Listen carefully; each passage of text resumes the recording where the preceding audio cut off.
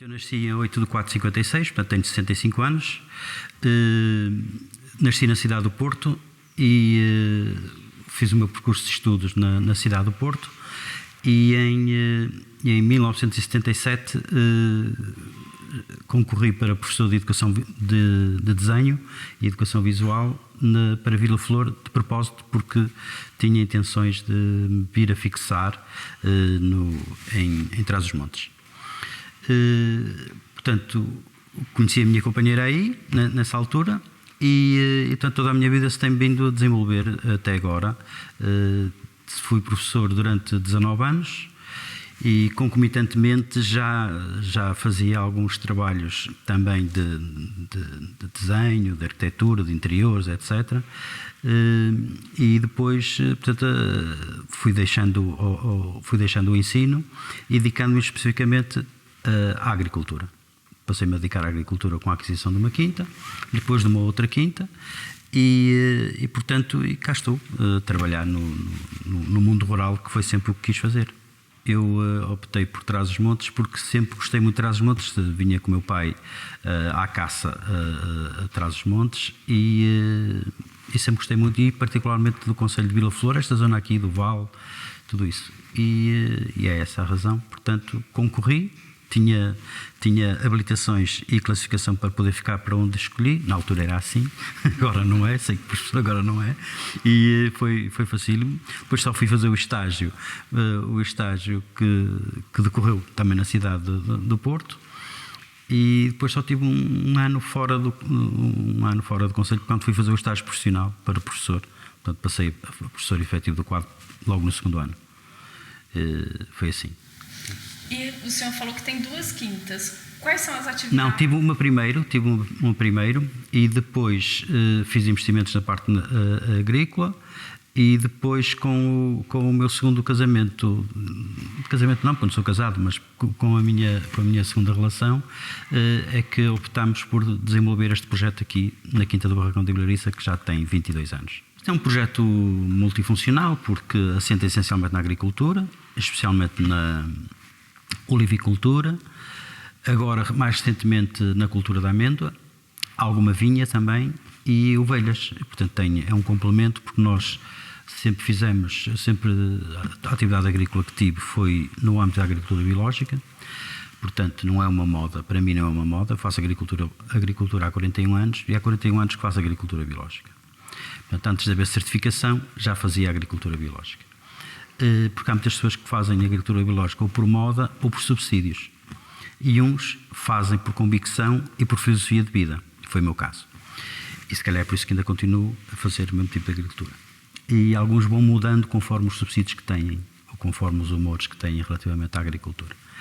E é a única agricultura que eu concebo, este único, obviamente, no sentido lato do termo, que concebo que é a única agricultura que preserva o solo, preserva a identidade dos produtos e preserva o ambiente no contexto global. Portanto, a agricultura para mim não é só um instrumento para obter um produto. A agricultura também é uma forma de fazer paisagem, uma forma de intervir na paisagem. E acho que isso é uma grande responsabilidade do agricultor, do empresário agrícola. É uma responsabilidade muito, muito grande, porque além de ajudar a desenhar paisagens, também contribui ou não para solos mais ricos. Porque para mim, eu falo muito em solos e vais a perceber disso. Porquê? Porque a base da agricultura é o solo. O solo é como o nosso corpo, se está são ou não está. Se estiver são, resiste mais às doenças. Se não estiver, não resiste tanto. Há ali uma brecha que se abre. Portanto, uma planta desenvolve-se melhor se tiver um solo são, um solo realmente bem alimentado e um solo não infectado. E daí que na agricultura biológica, obviamente, que as doenças são menos, porque na agricultura biológica nós só podemos ter atitudes preventivas e não tanto curativas.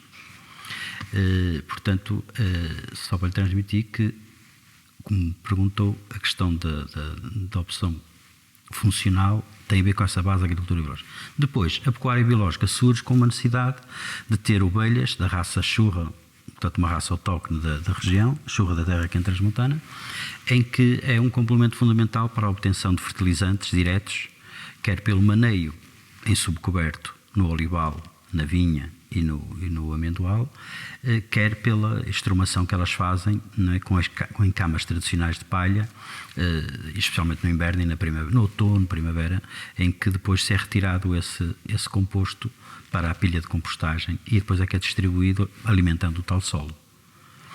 É fundamental este ciclo para que, digamos, todo o ecossistema à volta da atividade agrícola em modo de produção biológico seja contemplado. E tem sido um sistema que já testado ao longo de muitos anos por mim próprio e por outros, não é? Mas aqui em particular, e notam-se realmente diferenças significativas. Foi desde muito novo, desde o início, como lhe disse, sempre fiz agricultura. Eu tenho 65 anos, faço agricultura há 41, portanto está tudo dito, não é? Tenho perfeitamente noção de que foi por uma questão filosófica, uma questão de filosofia de vida, de abordagem, do que é que eu entendo relativamente da relação do homem com a terra e do homem em sociedade. E acho que, tendo eu, digamos, um apelo que não sei bem explicar, talvez um pouco pela parte do meu pai, que sempre foi ligado muito à parte agrícola. Nós em casa, apesar de vivermos numa cidade como o Porto, vivíamos mais nos arrabaldes, digamos assim, mas não era muito. Hoje aquilo é completamente cidade. E era possível ter coelhos, galinhas, era possível ter uma série de coisas. E também íamos muito a uma zona do interior de Penafiel, onde o meu pai é originário, e tínhamos aí uma relação quase todos os fins de semana. O meu pai gostava muito disso. Talvez tenha por aí ficado alguma coisa. Mas não tenho dúvidas, quando tomei consciência, digamos, de decisões que queria tomar para a minha vida, que passou por aí, efetivamente, e o ensino foi meramente um meio. O ensino, a minha ex-mulher também era professora, também, obviamente, calhou para isso, depois nascem os filhos e tal, e depois há um desenvolvimento, e o viver sempre numa aldeia e depois numa quinta, também levou a que se aprofundassem estas coisas. E depois foi-me envolvendo na formação de associações, que era uma necessidade e correspondia tanto à diretiva que em 92 surge da Comunidade Europeia sobre a Agricultura Biológica. O primeiro modo de produção biológica surge em 1992, portanto, e nessa altura foi preciso dar resposta, do ponto de vista organizacional, na agricultura, em muitos aspectos. E daí passou a haver um envolvimento mais forçado. Eu, sendo uma pessoa que sempre participei e participativo, era natural que me envolvesse na formação, por exemplo, da ANCOTEC, a Associação Nacional de Criadores da Ovelha da Raça Chorra da Terra Transmontana, do queijo de rincho, concomitantemente, em cooperativas, denominações de origem do azeite, associações interprofissionais. Portanto, são todos aspectos que só vieram cimentar essa necessidade, após o 92 só veio cimentar essa postura relativamente às organizações que eram necessárias para a agricultura, que foi um aspecto muito importante. Há mudanças bastante significativas. Se eu lhe disser que há 40 anos, quase todos os montes, ou grande parte dos montes, que hoje vemos com extratos arbustivos naturais, que são a giesta, aqui é muito a giesta, o rosmaninho, arbustos.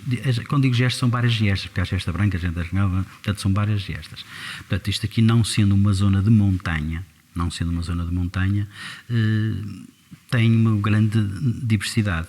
E se eu vos disser que todos os caunhos, o que é um caunho? Um caunho é uma terra boa entre fragas, entre rochas. Todos os caunhos eram semeados com trigo ou centeio. Portanto, e essa paisagem, portanto, grandes partes do Vale da Vilariça, até há 30 anos atrás, eram partes com meloais e com cereal.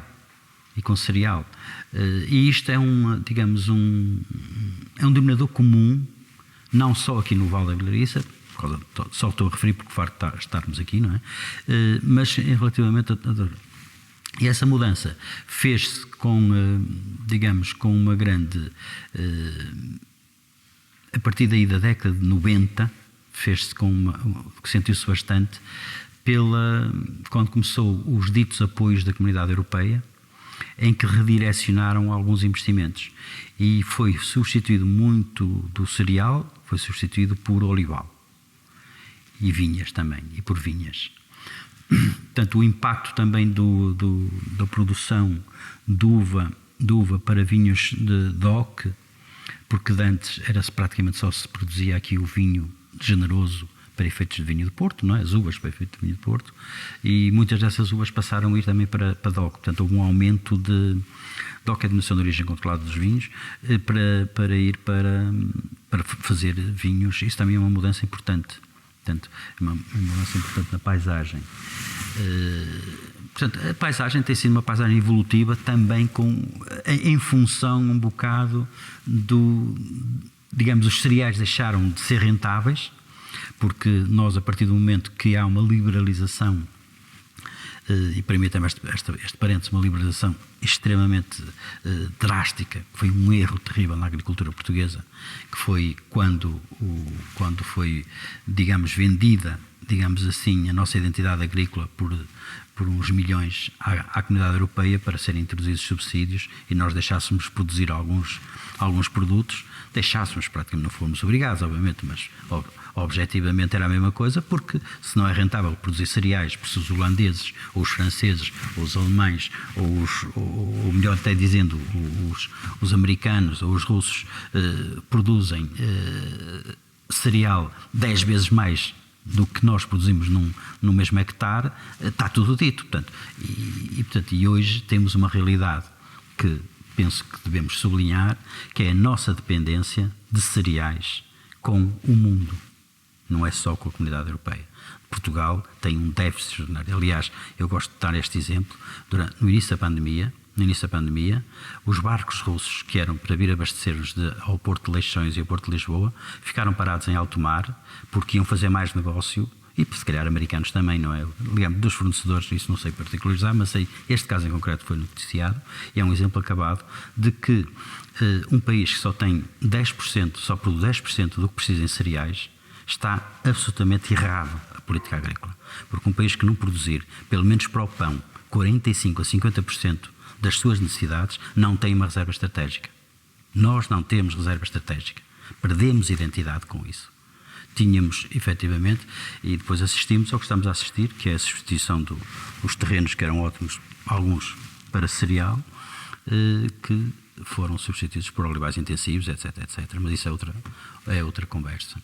Para mim, esse é um aspecto relevante do ponto de vista até da identidade nacional e, digamos, e da própria não dependência. Portanto, eu acho que isto revela, estou a referir a esse aspecto, porque revela o quanto a mim o que é um exagero, o exagero de se perder determinados, digamos, instrumentos que um país, com uma identidade como nós temos, que é um país com muitos anos, não é? Com centenas e centenas de anos, que tem uma identidade própria, quer dizer, que fica com uma comunidade europeia a trabalhar desta forma. A comunidade europeia que trabalha só para os números realmente não se preocupa com as identidades. Eu acho que estrategicamente cada país, se tem condições para o produzir, deve ser autónomo em pelo menos uma percentagem significativa para ter uma autonomia. E a pandemia revelou-nos isso. Os barcos estavam para vir descarregar o trigo, como eu lhe dizia, e não vieram. Pararam, por duas razões. Não sabiam se iam precisar do trigo, porque não sabiam o que ia ser a pandemia, e por outra razão, e provavelmente o trigo ia subir, e subiu 20%. O trigo subiu 20%. Desde a pandemia até agora subiu 20%. Quem comprava cereal para alimentar o gado ou qualquer coisa sabe isto perfeitamente, que subiu 20 e mais por cento. Portanto, isto para lhe dizer, isto tem a ver com o que nós estávamos a falar, a intervenção das paisagens, tudo isso. Eu acho que tem que ser visto, não se pode gizar políticas só no sentido economicista. E foi o que se gizou a nível da comunidade europeia. Tem-se gizado políticas no sentido da dita produção, não é? Se se produz, a lógica para mim é esta, se se produz determinado produto barato em determinado sítio, esse sítio é que há de abastecer outro produto. Mas sabe-se que não é verdade, sabe-se que isso não funciona efetivamente assim. Portanto, isso digamos, são outras coisas, mas penso que é fundamental na nossa agricultura, e como agricultor sinto-me muito mal em determinados produtos nós não os termos só porque há determinadas políticas que o impedem, na prática, que assim seja, para se beneficiarem dos negócios com outros. Não é displicente também a evolução tecnológica, a evolução, digamos, da capacidade de intervenção que se foi ganhando no domínio tecnológico, na agricultura também, também não é displicente esse fator.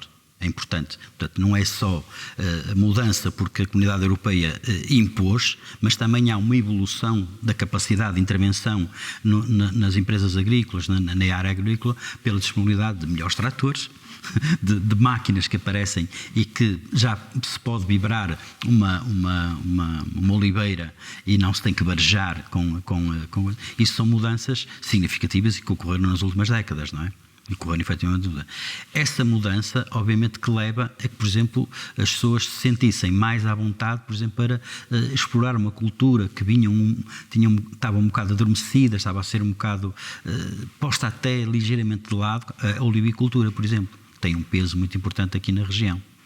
E portanto, o aspecto, a nova sistematização da plantação, com a nova sistematização dos olivais em compasso, etc., também veio ajudar a que realmente houvesse outro dinamismo na implementação de determinadas culturas. Portanto, na própria cultura da vinha, não é? A própria cultura da vinha veio também, se revolucionou muito do ponto de vista eu chamo-lhe tecnológico, porque efetivamente tem no conceito global da palavra, também se evolucionou bastante porque passou a haver, concomitantemente, também passou a haver menos mão de obra, não é? Passou a haver um despovoamento muito grande, porque não era necessária tanta mão de obra e também não, digamos, produzir o que se estava a produzir já não correspondia às expectativas e não havia resultados, portanto, e foi-se abandonando lentamente determinadas culturas, que levou também a que determinadas pessoas fossem dispensadas do local. E, portanto, houve a atração da imigração para os grandes centros e mesmo para o estrangeiro dessa mão de obra.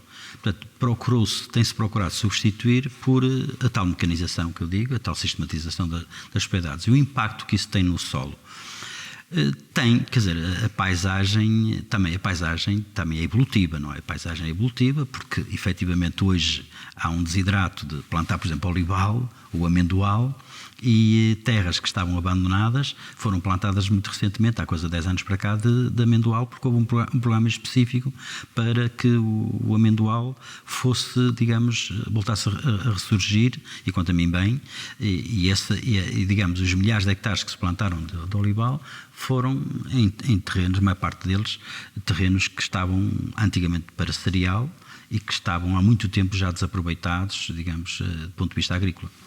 E isso há realmente essa mudança de paisagem também se reflete por este tipo de culturas.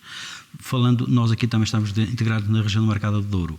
Obviamente que, como já referi há pouco, a disponibilidade de água aqui no Vale também atraiu algumas empresas que passaram a plantar vinhas regadas. Portanto é um fenómeno aqui no Vale que há um número significativo, e até percentual, de hectares de regadio que são de vinha, que é um bocado, parece um bocado contraditório, mas se calhar não seja tanto, não é? Porque realmente o stress hídrico tem-se acentuado muito e se querem obter mais produções, a vinha, embora tenha uma rega, e penso que sim, que tem esse cuidado de ter uma rega supletiva, quer dizer, só mesmo quando há um grande stress hídrico que ameaça inclusive a planta, deve ser regada. Porque não? Portanto, não tenho preconceito nenhum relativamente a isso.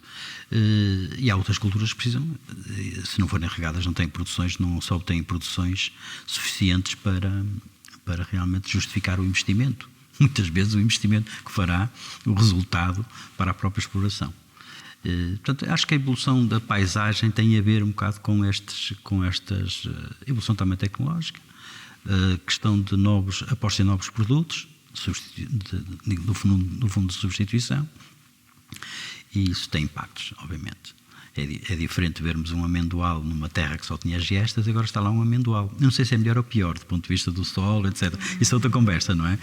Mas da biodiversidade e depois como é que o amendoal está a ser tratado, a tal história que falávamos no início, se é intensivamente, claro que a biodiversidade perdeu-se, não é? Mas não se pode ter tudo também, não é? E é preciso haver aqui uma gestão de equilíbrios digamos, tem que haver ou deveria haver um planeamento, efetivamente, ter estas questões todas em atenção, não é? Houve tentativas da parte das empresas de celulose de investir, e foram feitos alguns milhares de hectares, não muitos, aqui na região. Mas, digamos, o clima encarregou-se de na maior parte, os desiludir desse desidrato.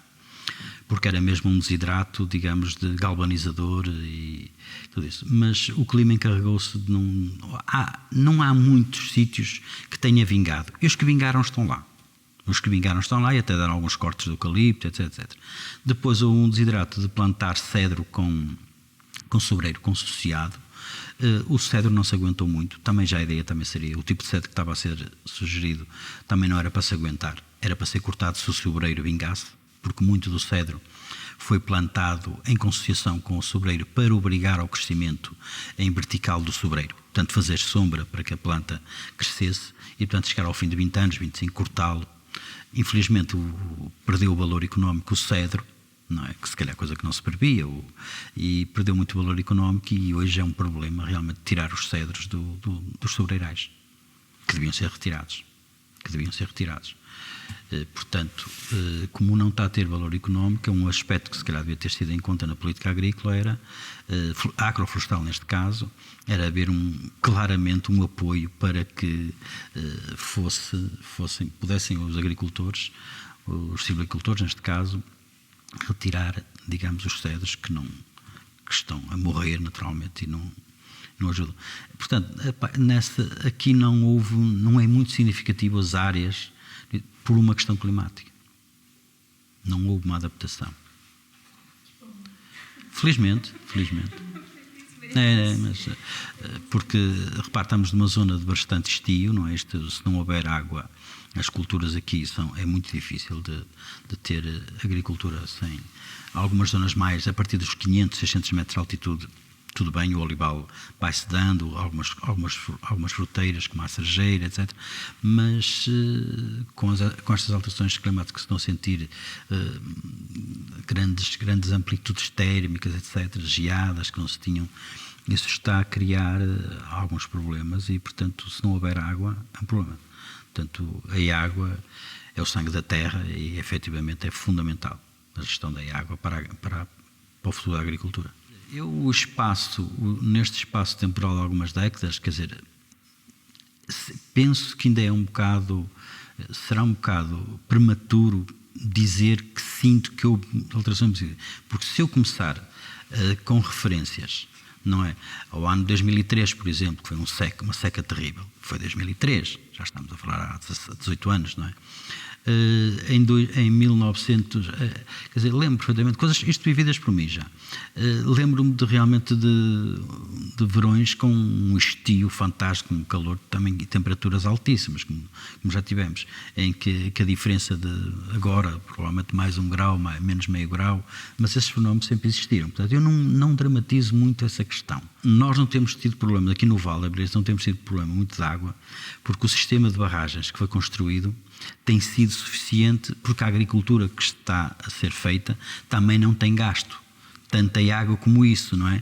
Mas, obviamente, se começam a regar, como está a regar as vinhas, a regar os olivais, vai-se gastar a água e vai sentir essa diferença. Portanto, vai ser necessário aumentar, digamos, as reservas hídricas para esse efeito. Tem que ser proporcional, senão não há água que chegue, digamos assim. Mas, efetivamente, estes fenómenos, para mim, sempre existiram com alguma...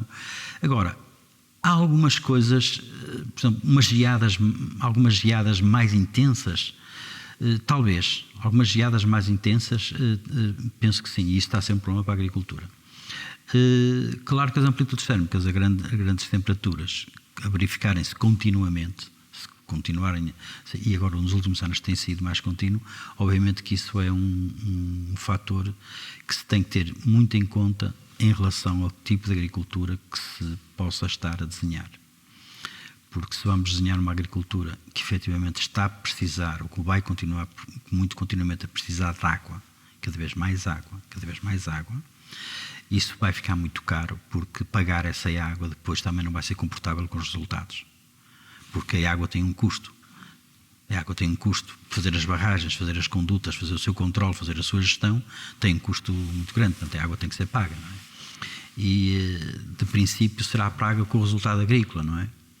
Mas se a água também começa a subir, o preço começa a subir muito, começa a ser um fator de peso, digamos, no resultado da exploração, este bom senso, portanto, o mais adequado, e lá está a questão do planeamento agrícola, o mais adequado é ter em conta este histórico e estas coisas e redesenhar algumas políticas, digamos, agrícolas, em que efetivamente tenham que se investir em culturas que efetivamente não precisem de tanta água. E penso que na média montanha, a partir dos 500, 600 metros, tem que ser ponderado isso seriamente. No vale, nas zonas de vale, efetivamente tem que haver uma cultura em que também tem que ser culturas que sejam mais resistentes à água o mais possível. E portanto, o combate à erosão dos solos também é fundamental.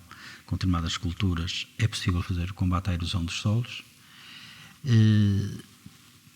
Penso que se tem vontade de fazer alguma coisa. Na última PAC, embora não com as verbas que seriam necessárias, não ainda, quanto a mim, com a intensidade, que eles mais tarde vão reconhecer que deviam ter feito, mas é sempre mais tarde, que é o combate à erosão dos solos, era fundamental.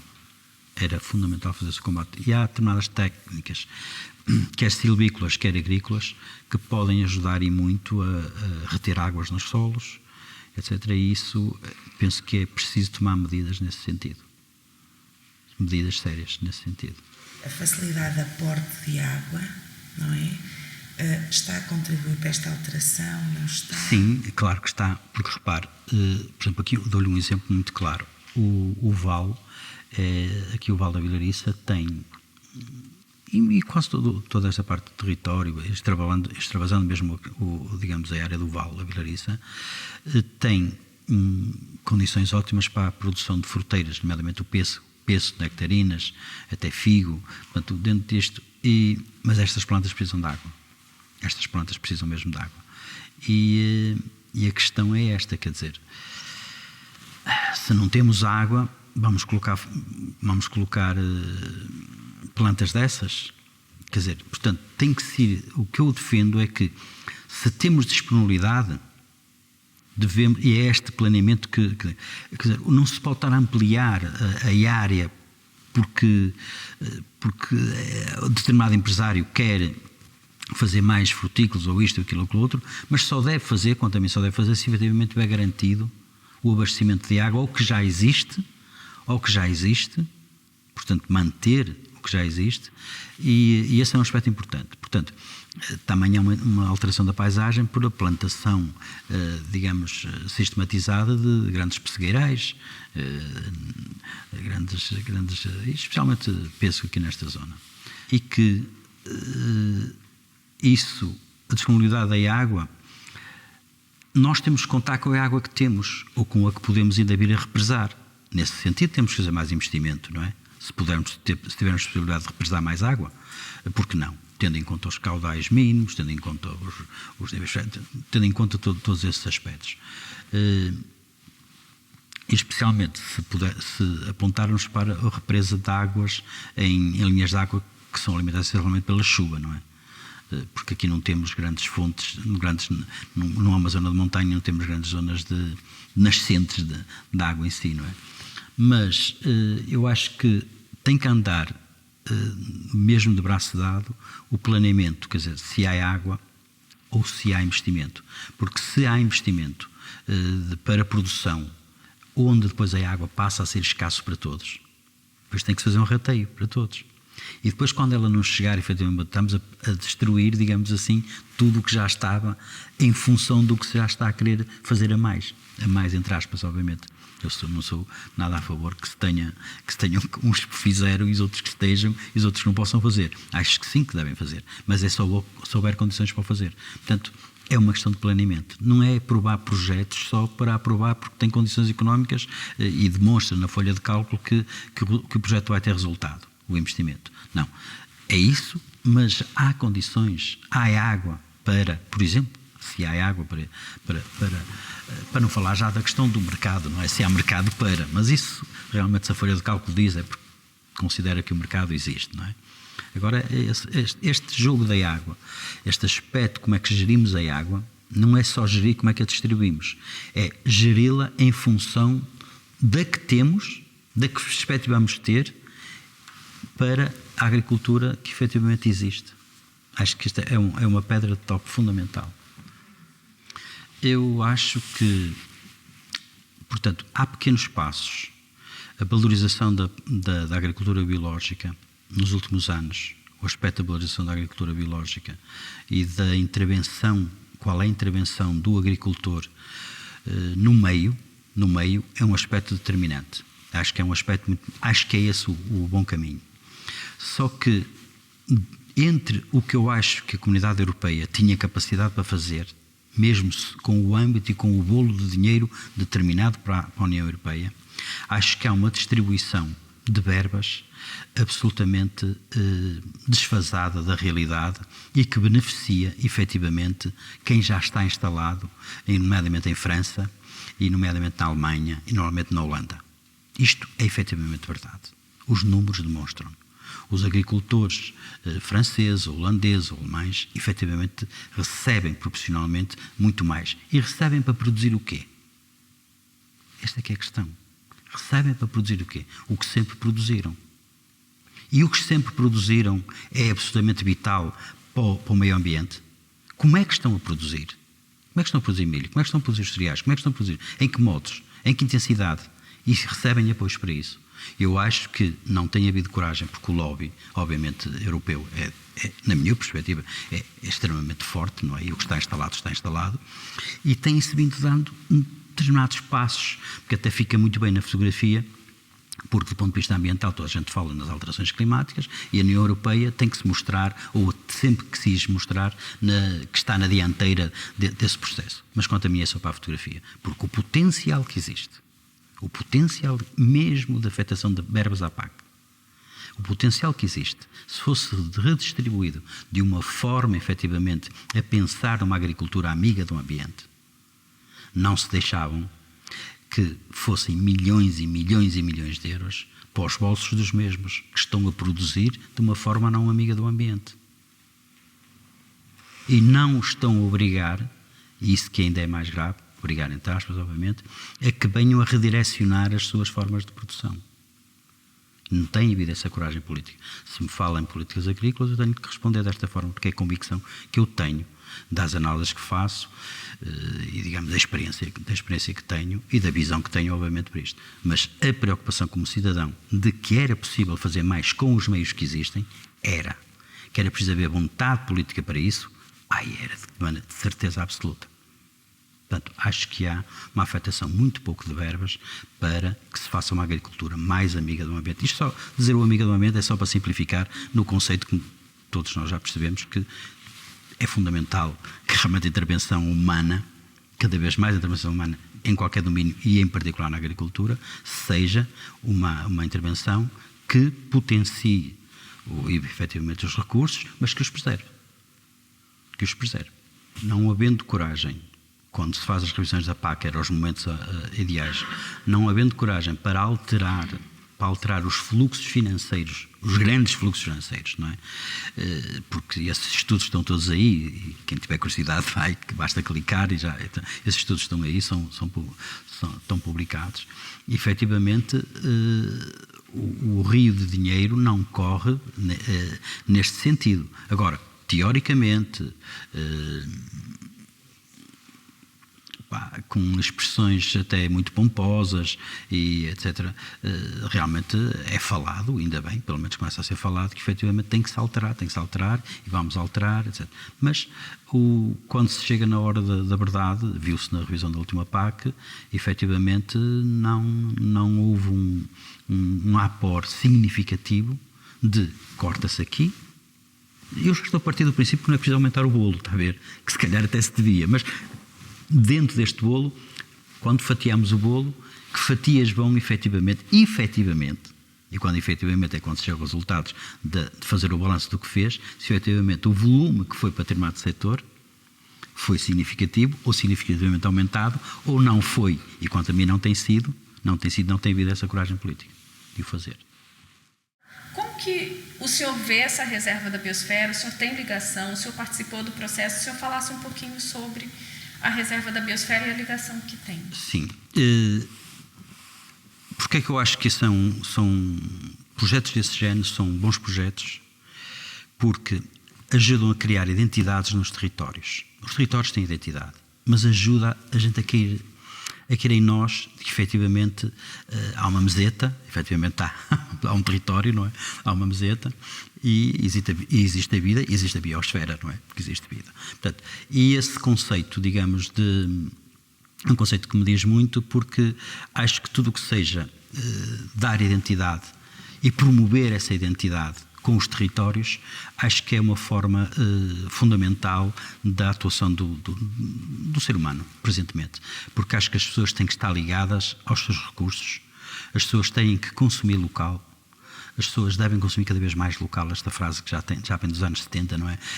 Até antes de consumir local, é cada vez ganha mais, e quando digamos consumir local é porque vamos evitar, o conceito que está por trás disto tudo é todo o conceito de que vamos evitar que os nossos produtos sejam embalados de determinada forma, porque vão viajar não sei quantos quilómetros.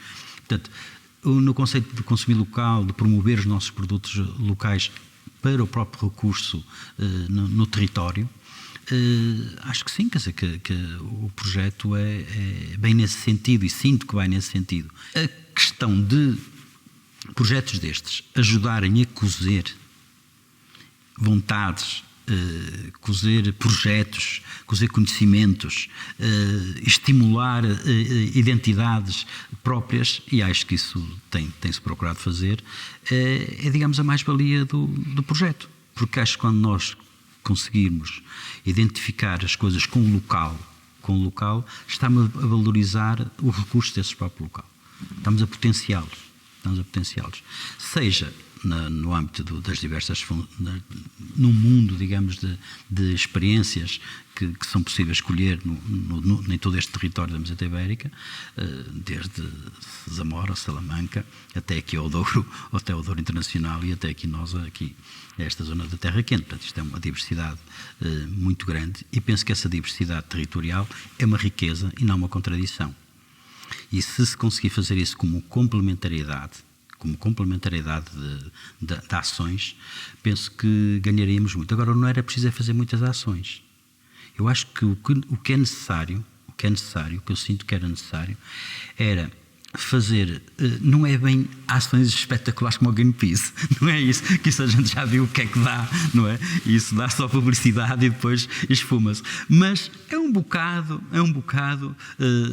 quer dizer, se nós não conseguirmos, eu penso que o projeto, acho que param e estagnam um bocado por falta disso, que é não ter ações que sejam visíveis, que emergem efetivamente.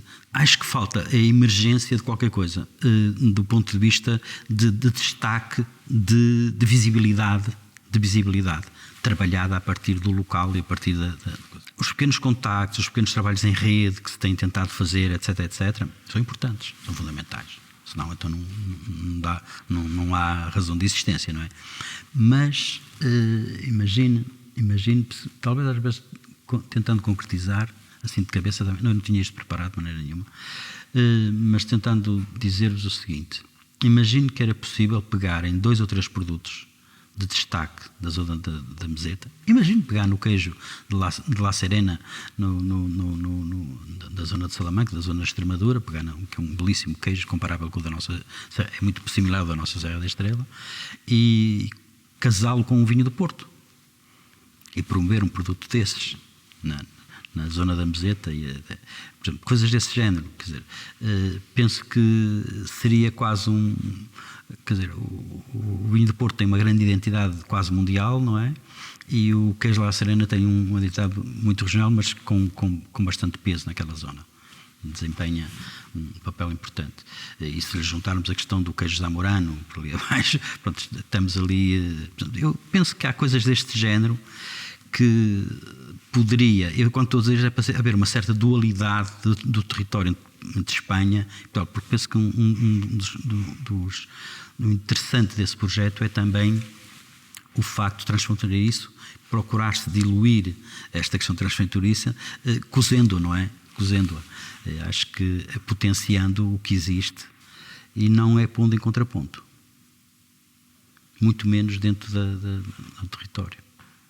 Eu não consigo dizer... Nós já fomos solicitados várias vezes até para participar com produtos em mostras, etc, etc, e nem podemos ir. Não podemos ir porque esta nossa unidade de agroturismo foi avassalador nestes últimos 2 anos, tem sido avassalador, e antes disso já é uma unidade que funciona muito bem, portanto absorve-nos muito. Além do mundo agrícola, de toda a parte agrícola que temos, desde o vinho ao azeite, a isto tudo. E como é que eu lhe ia dizer? E como nós não temos problema de escoamento de produto, se calhar não sentimos tanto essa necessidade como outros de envolvermos ou irmos a feiras, como já fomos. Portanto, nós temos uma marca própria, não é? Nós temos uma marca própria e portanto, se calhar por isso, eu me confesso, se calhar por isso não temos sido tão interventivos ou tão participativos nisso. Mais-valia, está logo, só o facto de concordar e estarmos de acordo com a filosofia da criação, já é uma mais-valia, porque consideramos que objetivamente isso para o território é importante. E é mais um instrumento que, independentemente de estar a ser bem tocado ou não, é um instrumento que existe e pode ser melhor tocado. Acho que sim. Tudo, aliás, é passível de se aperfeiçoar, não é? Tudo é possível de aperfeiçoar. Agora, no nosso caso concreto, é isso que lhe estava a tentar, digamos, transmitir esta imagem. Não temos tanto essa questão porque nós não precisamos de promoção para o nosso turismo. Nós precisamos é de começar a selecionar mais. O nosso azeite está todo esgotado. Os nossos cordeiros estão todos esgotados, esgotam-se aqui próprios. Portanto, e nós não queremos crescer mais. Que é o grande problema. O grande problema que é a nossa maneira de ver as coisas. Acho que isto tem uma certa dimensão e se crescer para um outro nível passa a ser outra coisa. E nós não queremos que isto passe a ser outra coisa. Podemos estar a ser um bocado conservadores, podemos estar a ter uma visão um bocado reducionista, acredito que sim, criticável, perfeitamente criticável, mas não parece que seja isso adequado. Podemos diversificar alguns aspectos e aí sim. Portanto, quero dizer com isto, nós não somos um grande membro da biosfera por causa disto, está a ver? Por causa deste, eu confesso que efetivamente não. Isto não tem sido, digamos, tem sido um bocado redutor por causa destes aspectos. Portanto, o que lhe posso dizer é que os nossos turistas espanhóis não são significativos. E vindos da zona da Meseta Ibérica, posso lhe dizer que tivemos para aí 4, 5 pessoas, temos tido da zona de Vigo, não sei porquê, da zona de Vigo, da Galiza, e não tanto daqui da região. A nossa realidade é esta. Não? Aqui, nós também já estamos um bocado afastados da fronteira, aliás, estamos mesmo no desenho do mapa territorial, nós estamos mesmo num extremo, não é? Como sabem, não é? O Conselho de Vila Flor e Alfândega da Fé estão mesmo aqui no extremo do desenho territorial da Meseta. E a maioria das pessoas que vêm para o turismo aqui são portugueses? São. Cerca de 60%. Teremos para aqui 35, 40% de estrangeiros.